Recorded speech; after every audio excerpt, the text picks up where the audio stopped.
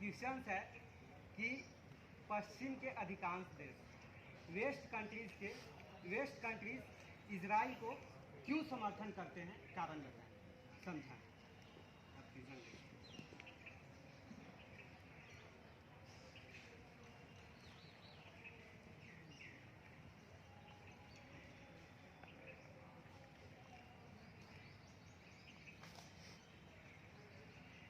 सर्वप्रथम मैं यावत्य फाखास्थावंतो वृक्षा का महान उपदेश देने वाले इलाहाबाद विश्वविद्यालय की फरजमी को नमन करता हूँ तथा इस वाद विवाद प्रतियोगिता को आयोजित कराने वाले अस्मिता को भी तहे दिल से आभार व्यक्त करता हूँ एवं निर्छिर विवेकी प्रभुत्व श्रोतागण एवं वक्तागण आप सभी को भी मेरा प्रणिपात। साथियों, जैसा कि आज के इस वाद विवाद का विषय मुझे मिला है, पश्चिम के अधिकांश देश इजराइल का क्यों समर्थन करते हैं, तो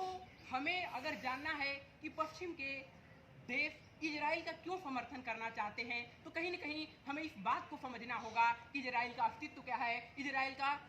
इतिहास क्या है और इजराइल का प्रभुत्व क्या है। तो इजराइल का अस्तित्व इस बात से निर्धारित होता है कि इजराइल का कोई अस्तित्व ही नहीं था। साथियों, जैसा कि आप सभी लोगों को इस बात से भली भांति विदित होंगे कि फिलिस्तीन नामक एक देश था जहां पर कुछ क्षेत्र में यहूदी भी रहा करते थे, लेकिन जिस प्रकार से अंग्रेजों का फिलिस्तीन पे आधिपत्य हुआ ठीक वैसे ही जैसे भारत पर आधिपत्य हुआ था। तत्पश्चात जब अंग्रेजी हुकूमत की सत्ता चरमराने लगी और यह अंग्रेजी हुकूमत से स्वतंत्र होने के कगार पर आया, तब 14 मई 1948 को अंग्रेजों के देखरेख में ठीक वैसे ही जैसे भारत पाकिस्तान का विभाजन हुआ वैसे ही फिलिस्तीन में कुछ क्षेत्र फिलिस्तीनियों को दिया गया जहां पर मुस्लिम आबादी क्षेत्र है और जो यहूदियों की आबादी क्षेत्र था वहां पर यहूदियों को स्थापित होने के लिए इजराइल नामक देश स्थापित किया गया। इस विभाजन में इजराइल को 14% की भूमि खंड दिया गया, वहीं पर फिलिस्तीन को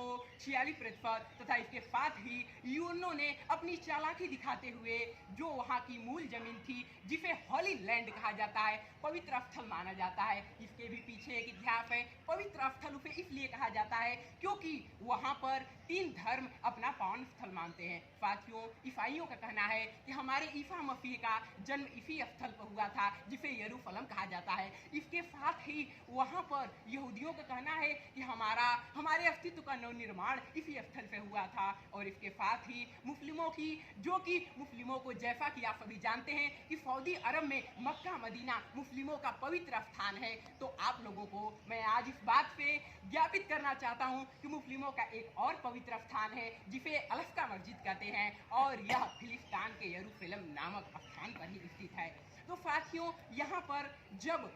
यूएनओ के द्वारा जो कि 8% भूमि अपने क्षेत्र में रखता है, तो इसके द्वारा जब इजराइल का निर्माण हुआ तो इजराइल के निर्माण के समय ही यहाँ पर फिलिस्तीनियों में जो कि उनके अपने की लड़ाई थी, अगर आप किसी के भूमि खंड को छीनते हैं या आधिपत्य करते हैं तो कहीं न कहीं वहाँ पर लड़ाई होती है। तो वहाँ पर जब लड़ाई होता है फिलिस्तीन में तो वहाँ पर इजराइल देश समर्थन करते हैं। इजराइल जो यहाँ की पश्चिम के अधिकांश देश जो होते हैं इजराइल का समर्थन करते हैं। तो जब इजराइल का समर्थन करते हैं तो युद्ध होता है और युद्ध में इजराइल विजयी होता है। तत्पश्चात कालांतर में अन्य सारे युद्ध होते हैं और देखने में ये विदित होता है कि फिलिस्तीन जो कि उसकी भूमि 48% थी वो घिरते घटते 44 और आज 12% के कगार पर आ चुकी है। साथियों, इजराइल के पश्चिमी देशों का समर्थन करने का अन्य कारण और भी है क्योंकि इजराइल के पास जो शस्त्र की व्यवस्था है उसका आधिपत्य है, जैसा कि इजराइल का भारत भी इसलिए विरोध नहीं कर रहा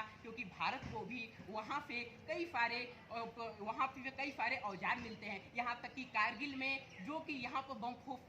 जो बम मिले थे भारत को वो भी इजराइल के द्वारा मिला गया था। इसके कारण इजराइल का बम शस्त्र के रूप में आधिपत्य होने के कारण पश्चिम के देश उसका समर्थन करते हैं। और इसके साथ ही मैं इस वाद विवाद प्रतियोगिता का इस बात से अंत करना चाहता हूं, जैसा कि अस्मिता कार्यक्रम के तहत आप लोगों ने कलम उठा करके इस पर चर्चा करने आए हैं, तो अंत में मैं यही कहना चाहूंगा कि 2 में से क्या तुम्हें चाहिए कलम या की तलवार, कि 2 में से क्या तुम्हें चाहिए कलम या की तलवार, मन में ऊंचे भाव की तन में शक्ति विजय पार, अंधकच्छ में बैठ रचोगे ऊंचे मीठे गान, अंधकच्छ में बैठ रचोगे ऊंचे मीठे गान, या तलवार लेकर जीतोगे बाहर का मैदान। जय हिंद, जय भारत, वंदे मातरम।